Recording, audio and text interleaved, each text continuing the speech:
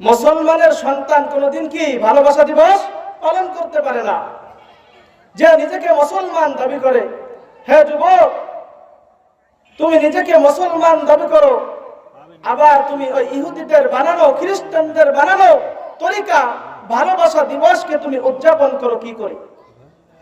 আল্লাহ পাক চায় যে বান্দা যেন গুনার দিকে না যায়, এমন একটা দিনে ওই ভালোবাসা দিবস পড়ছে, যেই দিন বরকতপূর্ণ একটা দিন, জুমার দিন, আবার ফজিলতপূর্ণ একটা রাত রয়েছে, শবে বরাতের রাত।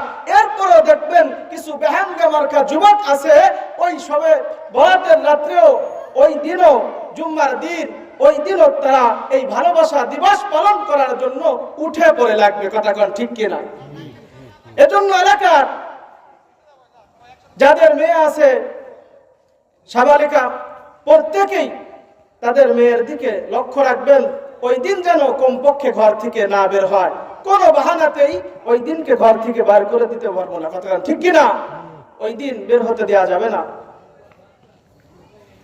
কারণ আল্লাহ পাক রব্বুল আলামিন, আপনি যে একজন পিতা, আপনার ব্যাপারে জিজ্ঞাসা করা হবে, তোমার দায়িত্বের ব্যাপারে জিজ্ঞাসা করা হবে। তোমার আন্ডারে তোমার মেয়ে ছিল, কিন্তু তোমার মেয়েকে কতটুক তুমি হিফাজতে রেখেছো? আজ তুমি পিতা হইয়া তোমার মেয়ের খোঁজ খবর রাখতে পারো না, এমন পিতা তোমাকে কে হইতে বলেছে? এই মেয়ের পোশাক কিনে দেওয়ার জন্য পিতার হাতে ফুসকা পড়ে যায়, কিন্তু ওই ভালোবাসা নোংরামি দিবস পালন করতে যাইয়া কত মেয়ে ধর্ষিতা হইতেছে, কত মেয়ের ইজ্জত শেষ করে দিতেছে। কথা কোন ঠিক কিনা? এজন্য যুবক যুবতী বোনদেরকে বলবো, মুসলমানদের কোনদিন ভালোবাসা দিবস নিয়ে পালন করে না।